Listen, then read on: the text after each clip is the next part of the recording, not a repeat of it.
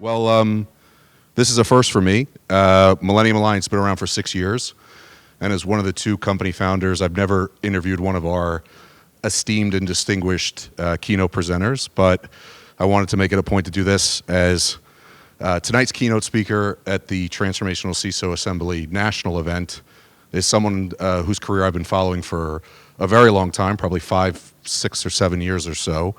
Ben Rhodes, who was in the Obama administration the Deputy National Security Advisor, and who's had a lot of accomplishments in his life pre, during, and post the Obama administration, has written a great new book that's been out for a little bit. It's a New York Times bestseller, and is for me and for I know a lot of people I know, we're big fans. So we're so happy that you're here, and I'm really excited, obviously, to be doing this interview. So thanks so much for coming, Thanks. Ben. Great to be here. Yeah, we really appreciate it. So Ben, I know from seeing you on different news sites or on television stations and reading a lot of what you've wrote, a lot about what your opinions are in terms of the world of cyber and the kind of the political landscape and kind of your general thoughts on a number of hot topics. But what I was interested to talk about, in addition to some of the regular stuff that you've probably been asked for quite some time now, is more so about yourself and how you got into this world. And I know about a little bit about your background growing up in New York City, and then I know you went to college in Texas. But what I was curious about, more so than kind of just a general policy interview, was to talk about how this became your life's work. Were you, as a young boy growing up in Manhattan, were you always interested in current events and politics? I was curious how you got to, not just one day you were a speechwriter for the Obama campaign. What kind of led to that? Yeah, well, growing up in New York, I was in a very politically aware family. My brother ended up being president of CBS News, so we get asked, what happened in your house? And I think a part of it is just like we were encouraged to debate politics, to be involved in politics. I thought I wanted to be a writer, though. That was kind of my intent when I went off to college. And so I always had that interest in politics and political campaigns and worked on a number of campaigns, but was following a trajectory where I thought I'd go into writing, publishing, journalism. And all of that really did shift in one moment. It was 9/11. I was working a city council campaign, and New York's election day was on September 11th, the primary election. And I was in North Brooklyn, had kind of an unobstructed view of the Trade Center. So I saw the attack unfold. I saw the second plane hit and then the first tower fall. And to me, I just remember walking home and having an incredible sense that whatever I was going to do in my life, I was 24 at the time, was going to be tied to the response to this event that I'd just seen. That I wanted my life to connect to these bigger events that were going to transpire around me. And that kind of propelled me down to D.C. to interview for jobs. Again, I thought in journalism. That's what a writer would do. But I was encouraged, think about being a speechwriter, which is not a line of work that people tend to think of going into. But it ended up being a great fit for me because it allowed me to be politically engaged while also being a writer, which was my principal kind of skill set. And, 5, 6 years in D.C., working in foreign policy and speechwriting, ended up positioning me to join the Obama campaign as a speechwriter. And everything that happened since is kind of tied to those initial decisions. I had no plan to work in the White House. I had curiosity about the world. I had a passion for writing, an interest in politics. And I just kind of followed those interests. And I always like to say that if I had had a plan to be Deputy National Security Advisor, I never would have become Deputy National Security Advisor. It was just doing what I felt motivated to do in circumstances that opened doors for me. So how does that happen in terms of, so you're in D.C. and you're getting into speech writing, because you had worked very early on before this for Rudy Giuliani's mayoral campaign. Is that right? Yeah, it's funny. I think probably slotted as a pretty partisan Democrat, but I was kind of Republican leaning as a kid and passionate about just politics and campaigns.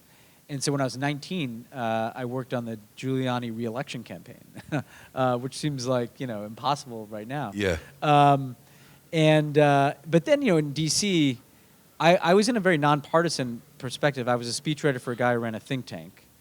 He was the co-chair of the 9/11 Commission. Yes, And which you contributed to as well, right? I did, and a lot of, cyber was beginning to emerge and government organization, and I was kind of his guy. I was his staffer who worked to support his interests in the recommendations of the 9/11 Commission especially.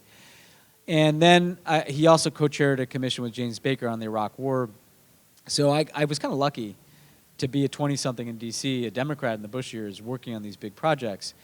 And I was increasingly frustrated that you could make all the recommendations, possible from that perspective, but if politics didn't change, if the people in charge didn't change, then the outcomes weren't going to change. And so that's what compelled me to take that step from kind of a nonpartisan perch to wanting to get in a 2008 campaign. And for me, it was the Obama campaign. So what was some of the work that you were doing, was it seen by officials in the Obama administration, or was it you got interested in this candidate and you kind of made your name known, or how does all that come about? Yeah, it's interesting. Politics is even more so than other industries, very relationship driven.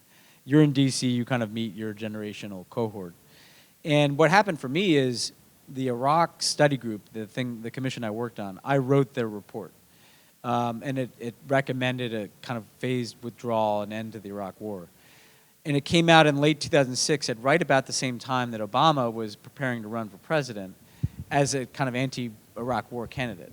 And so some of the people around him knew me and knew this work I'd done. And the first thing I did for Obama is help him write legislation that implemented the recommendations of the commission I worked on to wind down the Iraq War. Sure. And then they're like, well, wait a second, this guy's young, and he can write, and we need young people who can write on this campaign. And they had a speechwriting opening for someone who could write foreign policy speeches. And so it really was a convergence of factors and some personal relationships. Okay. Yeah, no, that's interesting. Did you know much about then Senator Obama at the time? Did you know about much of kind of what he had done in his life, or was it more so that you lined up a lot to kind of his policy positions? I didn't know him, obviously, personally. I had kind of followed his rise in 2004 that culminated in that speech at the Democratic Convention. And I was one of those people who was really struck, by that speech and by his meteoric rise, in part because I was very frustrated by politicians around that time. It felt to me like this huge event that I witnessed, 9/11, had happened, and then it seemed like we were getting a lot of stuff wrong. Sure. Principally the Iraq War. And here's the one guy who's different. And he's not just different because he's African American, he's different, he's speaking differently, he'd opposed the war, he seemed to represent a generational change. All of that appealed to me. And so it wasn't just I wanted to work for any campaign, I very much wanted to work for his campaign. And then after, with the assumption that he was going to win the election, was it then your motivation to want to work in the administration? Yeah, and it's interesting. I never really thought about a job, but on the campaign, I was kind of a utility player because I was on the speechwriting team and I wrote all the foreign policy speeches. But I also was the guy who helped Obama prepare for debates on foreign policy and interviews on foreign policy, and I did some media. And so, campaigns, everybody does a little bit of everything. Sure. They're very flat organizations, which is a great way to pick up new skills. So for me, this was all, political communication beyond speechwriting was new. And when we came into the administration, at the very beginning, I was a speechwriter.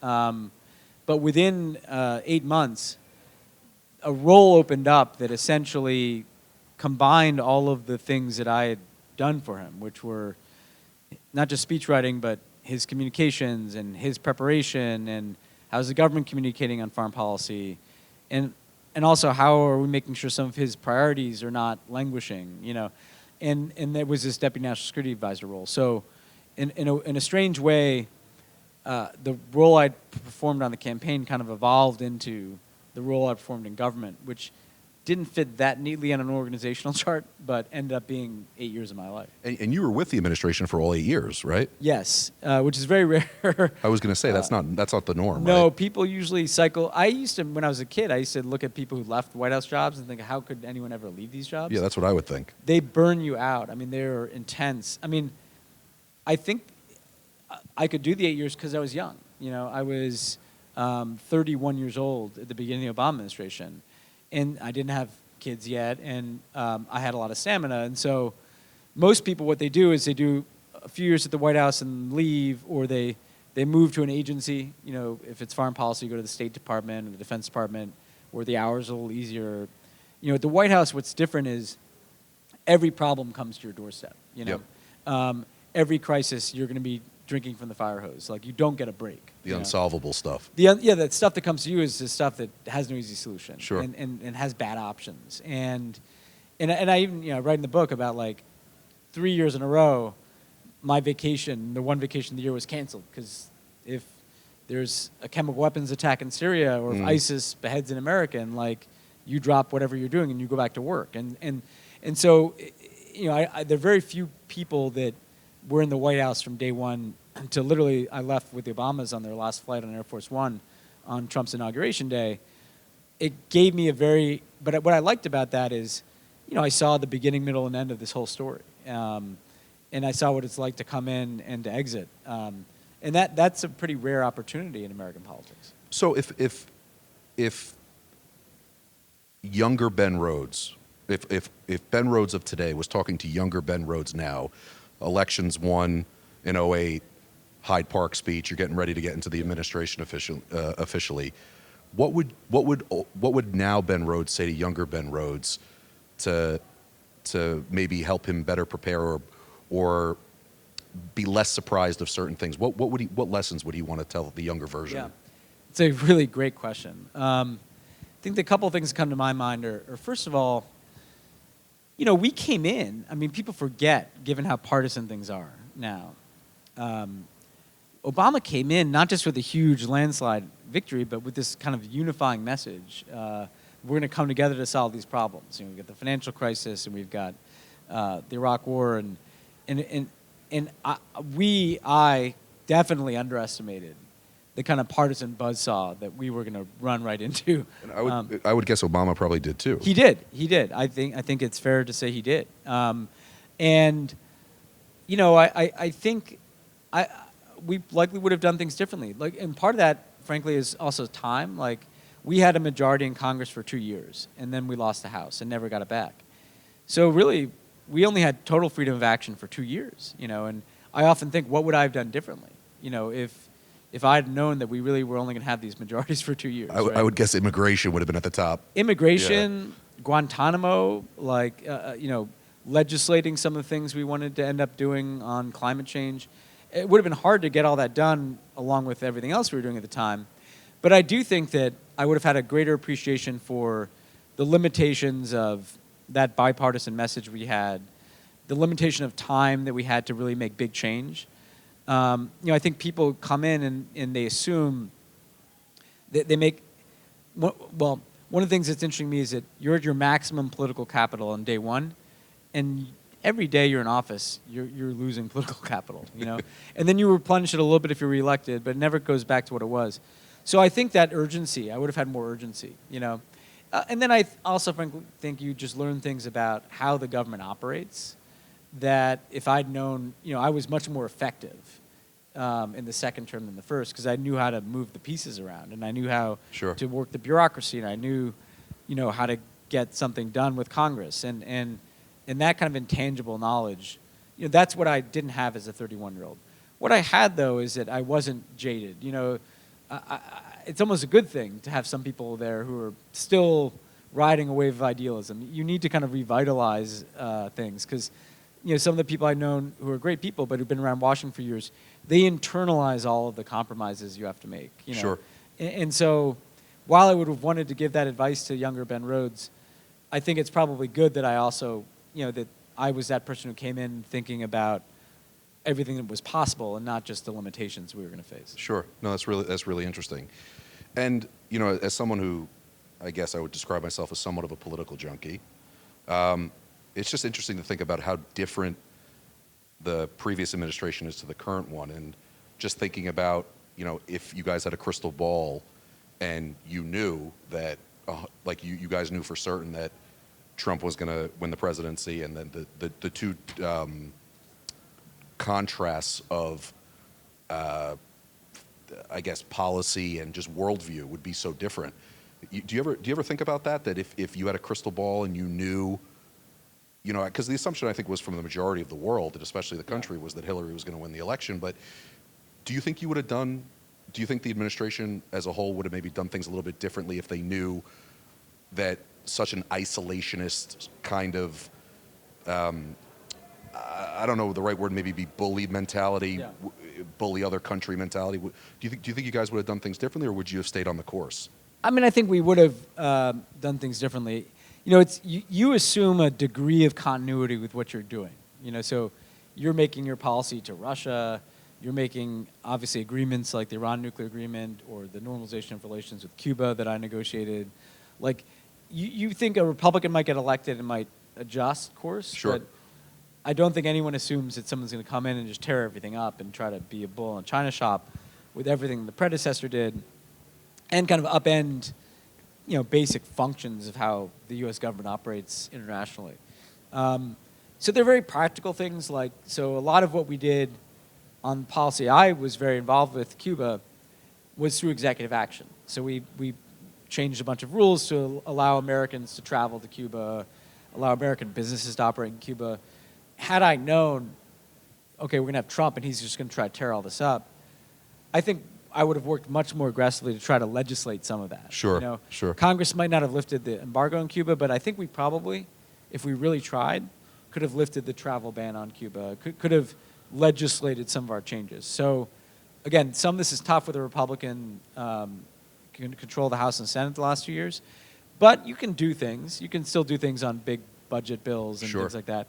And then, frankly, some of the more routine aspects of American foreign policy that Trump is taking aim at, you might have legislated.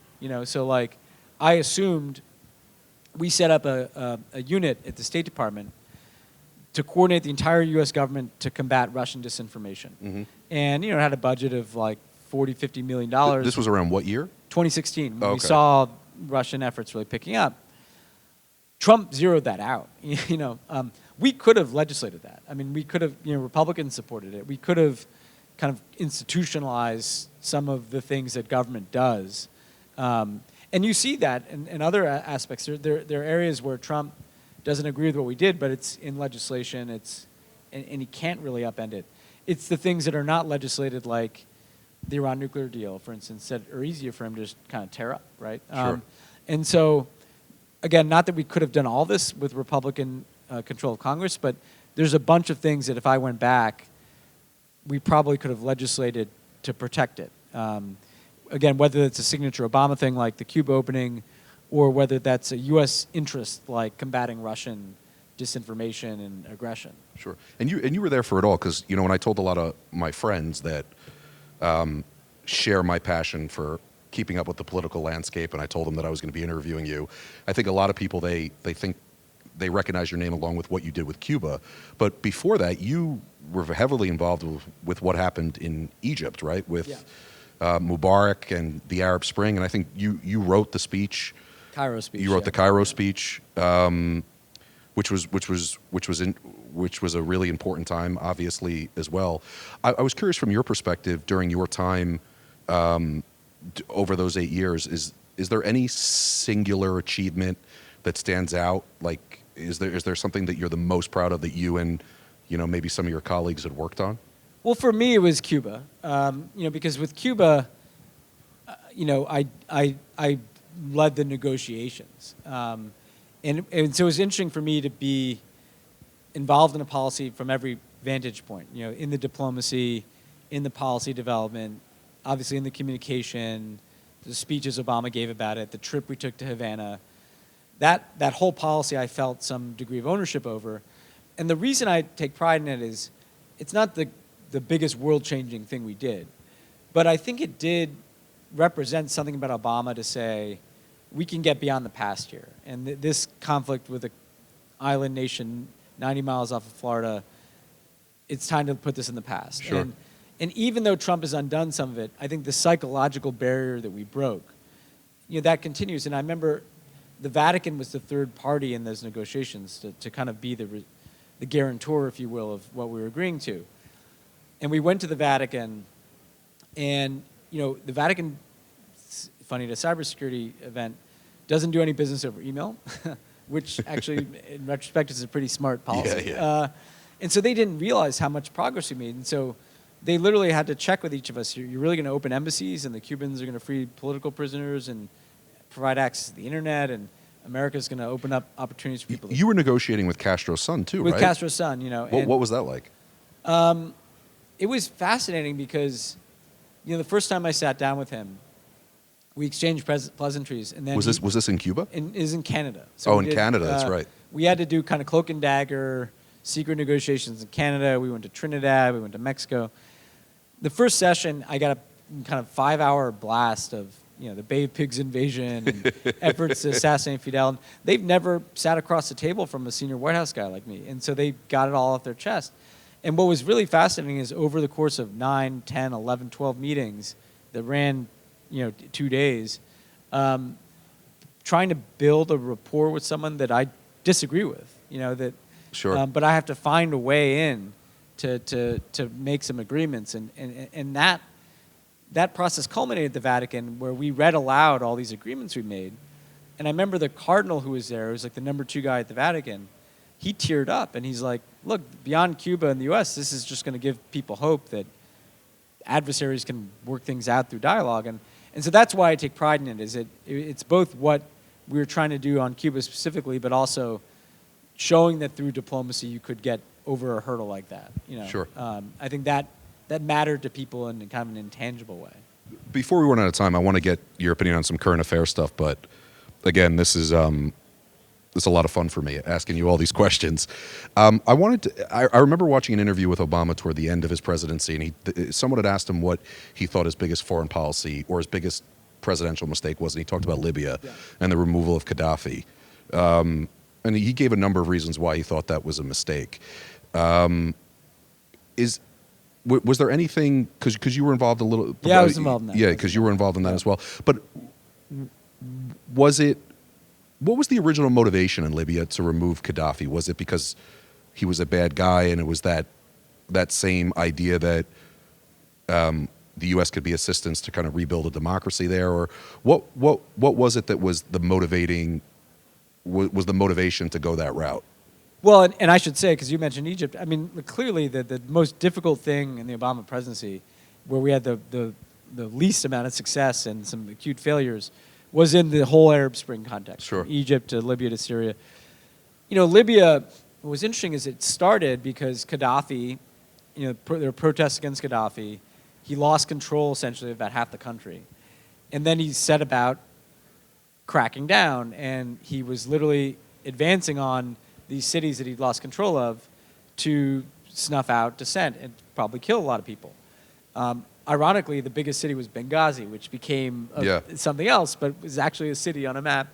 And I think the initial impulse was, we have to stop him from killing these people. I mean, it was as simple as that. It was like, the U.S. military has the capability to stop this advancing Gaddafi army in its tracks and save these people's lives. And that was what motivated the decision to intervene. Sure. Now, what then happened is, once you're in, you're in. And it's like, well, then we have to push Gaddafi back. And then it's, well, as long as Gaddafi's in power, these people are threatened.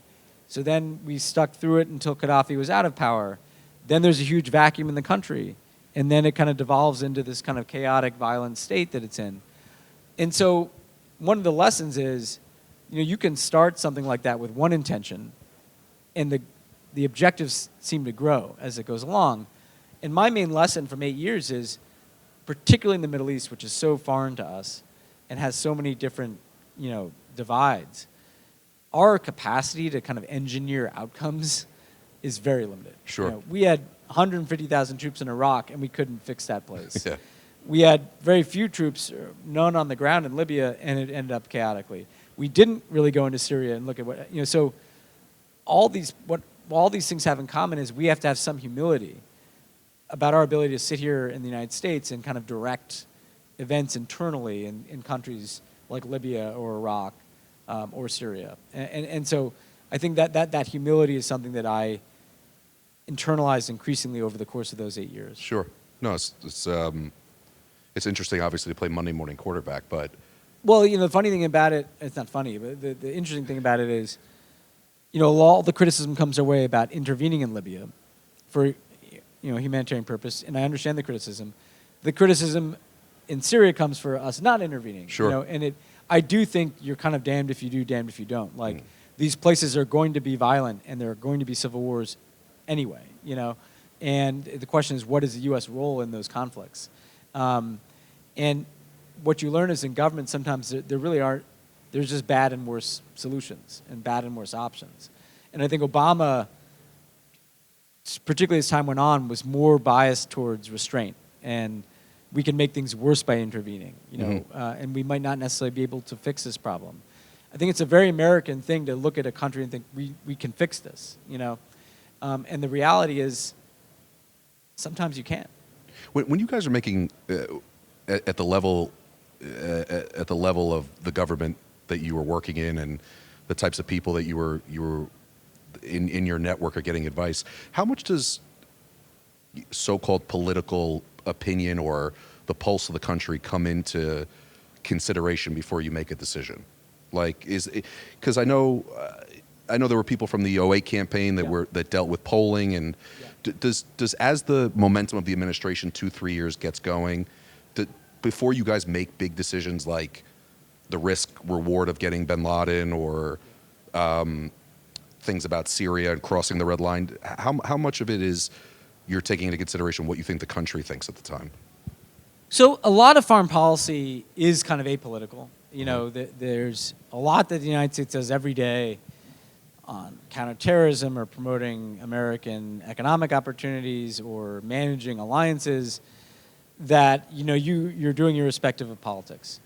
There are certain decisions where you have to take into account the opinion of the country. Syria is a good example. After the war in Iraq and the war in Afghanistan and 15 years of war and trillions of dollars, the American people were not going to support another major war in the Middle East. They just weren't, And I don't think that's irresponsible to factor that in, because what Obama was thinking is, if I start this, can I see it through? If I go to war in Syria and end up, as we did in Libya, we could have gone into Syria to try to protect some of the people there. The slippery slope is very quick to, then you have to remove Assad because he's threatening the people there. Yeah. And I think what Obama thought is like, look, in a world in which there was no war in Iraq, no war in Afghanistan, maybe that's something I could do. I could sustain a multi-year military intervention. But I have to be mindful that public opinion is not there. And so what he did is he put the question to Congress, which is, in our constitutional democracy, where you're supposed to put it, right? Will the people's representatives vote to authorize use of military force in Syria?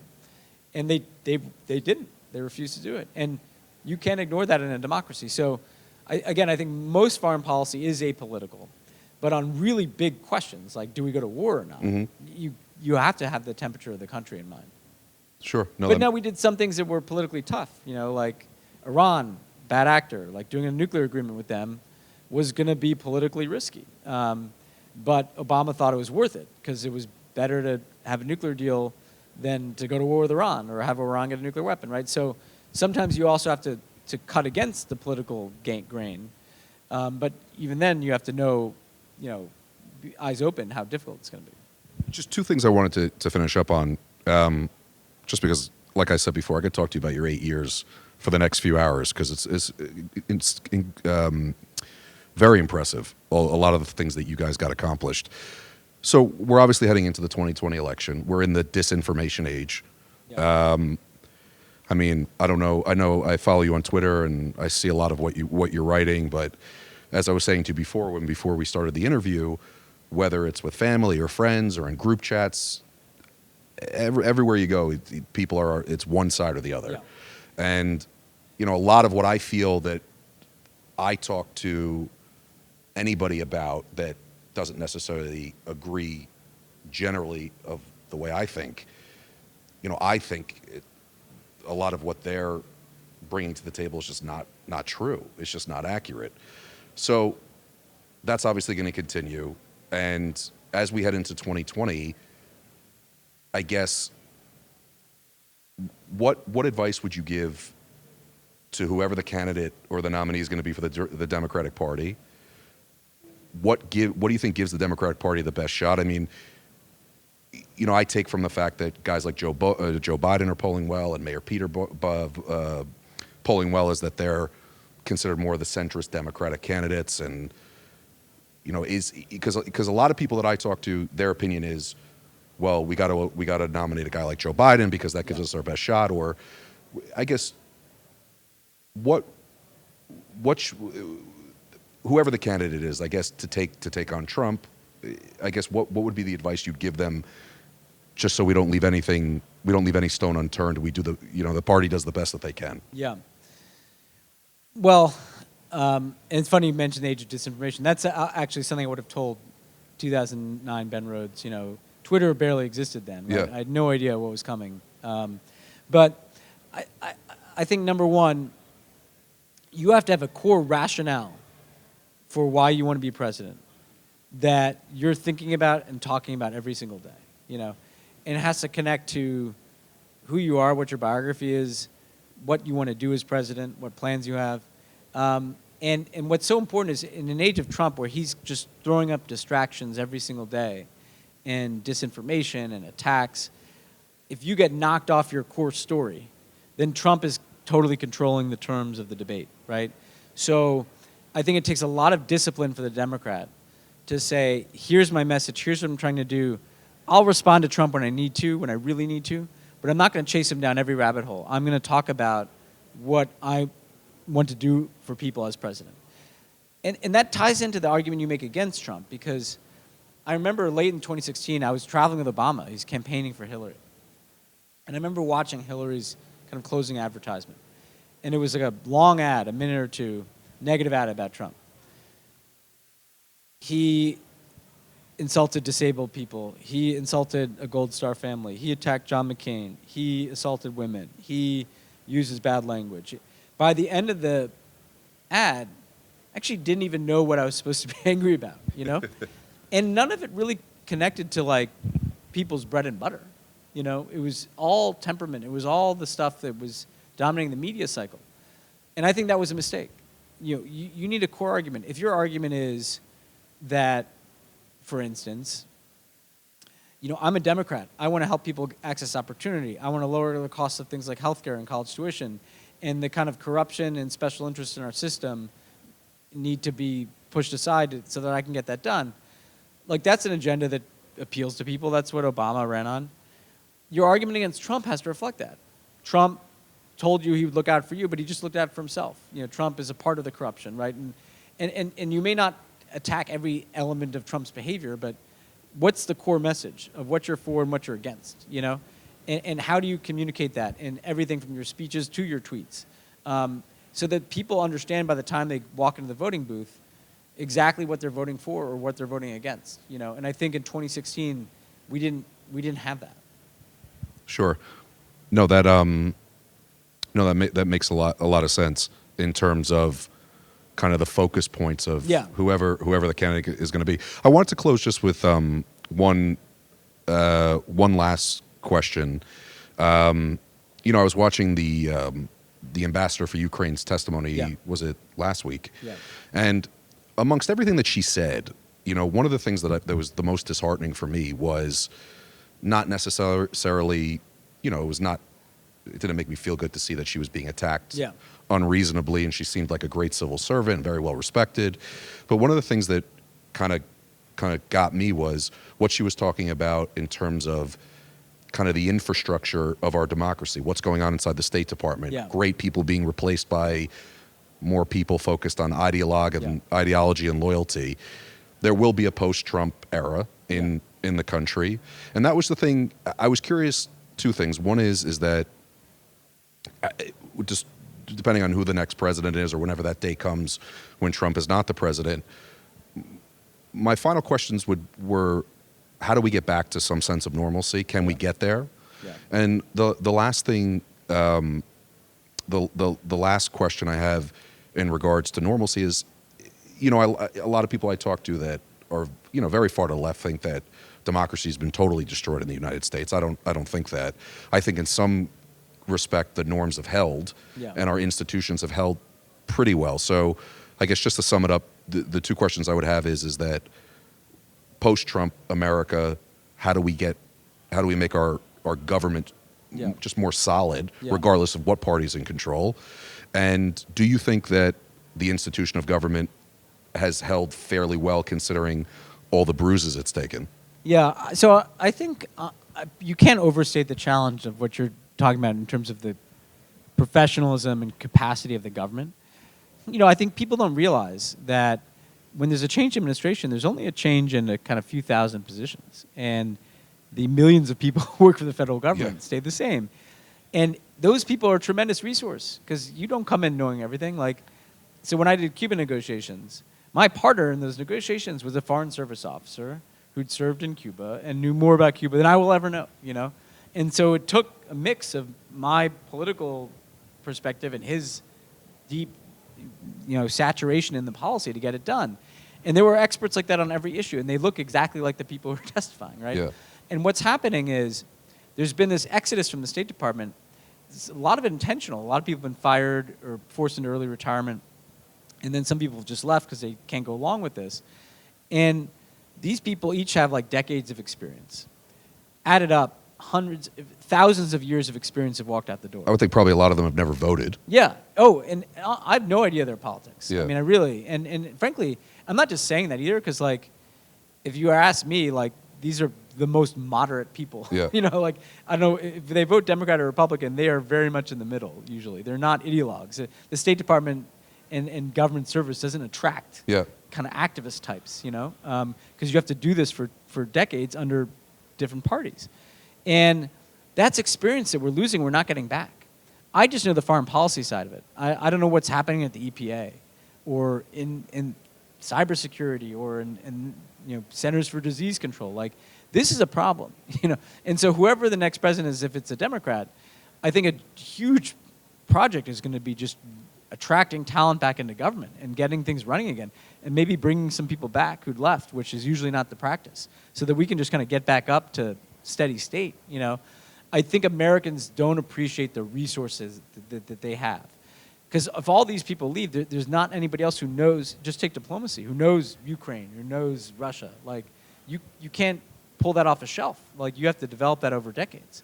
So that's a huge issue. And to your second question, it's somewhat related in the sense that I think it's mixed. I think the institutions have largely held. I mean, the media isn't entirely intimidated by Trump, and Congress, now that there's a Democratic control of the House, is a something of a check, although Trump is challenging that by not going along with subpoenas and things like that.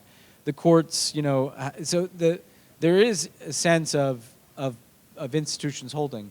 However, what has been concerning to me is that Trump has really taken direct aim at this. He has basically said, I don't think that the Justice Department should be independent. It should do whatever I want, right? I don't think the media should be able to report negatively on me. He uses very undemocratic language. And what's interesting, you mentioned my Twitter account earlier, I actually, as we talked about in this conversation, I would not have pegged myself to become a very partisan figure. Sure. Like I said, I worked for Giuliani. The message of our 08 campaign was very unifying. I'm doing that because I'm that worried about the kind of undemocratic trend. I think it's held, but I worry if Trump is reelected, it will kind of be a validation from the electorate of that undemocratic brand of governance. People have seen for 4 years what he wants. He wants to not cooperate with Congress. He wants to kind of get rid of any checks on his ability to do things as an executive. So I think we're fine for now, but I think 8 years of this after a validation of this from the electorate, and we could be having a very different conversation in a few years. We'll still be a democracy, but the norms that our democracy depends upon. I mean, that's one thing that's so interesting is that a lot of those are self-executing. Like, it's interesting to me that wasn't technically illegal to seek foreign assistance for an election. The reason is because nobody ever imagined anybody would do it, And so that's kind of the challenge Trump provides. Is it the system that our founders designed didn't anticipate someone like Trump. Or if they did, they thought that they could be checked by Congress, but Trump is pushing against that, right? So I think these kind of core questions of what kind of political system we want to have are in play in this next election. And just to wrap up, one of the things that you see that a lot of news networks that they show in terms of video is they show establishment Republicans that have been in Congress for 20 or 30 years, and their opinion on the same topic, but insert Donald Trump's name, is totally different. Yeah.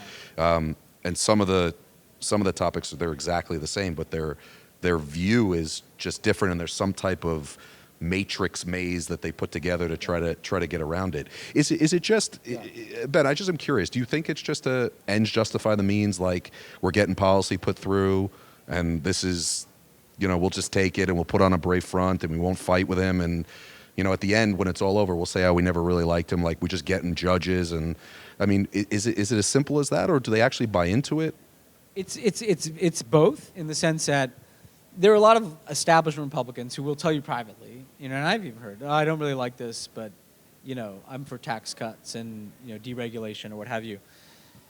And then there are people who, a lot of the Republicans who were elected after 2010, the Tea Party wave and after, Sure. They really did come out of pretty, aggressive partisan, Fox News. You can't undervalue the importance of that media ecosystem on the right, Fox and Breitbart and online stuff. So I find it to be the most distressing thing that's happened, though, because just take Russia, right? The Republican Party, the entire orientation of their foreign policy, my whole life, was check Russian aggression, Russia is an adversary. And some of these same people are saying that they have no problem with what Russia did in our election, or with, kind of leveraging military aid on Ukraine. So what, right? Is what they say. Yeah, and it's like, but guys, substantively, you believe the opposite thing, and so I think that is worrying. And look, I think people, once you start making that compromise, part of what's showing is it's hard to stop, right? I mean, once you start saying anything Trump can do is okay, then everything is in play. I hope, for the sake of the country, we can kind of get back to just arguing about like the size of government. It seems like the debates that we used to have about regulation and taxation seem so mild compared to this. But that will take the Republican Party, moving off of this direction that they've pursued under Trump, where everything is blood sport. Sure. Well, I could go on for another hour, but Ben's probably hungry and he wants to get ready for his keynote, which I know everybody waiting in cocktails right now wants to hear. Ben, thank you so much. One of the highlights since I've started the company. Great. To get a chance to interview you. Congratulations on all your successes, and we wish you nothing but the best. Thanks. Great Thanks, to be here. Ben. It was a great conversation.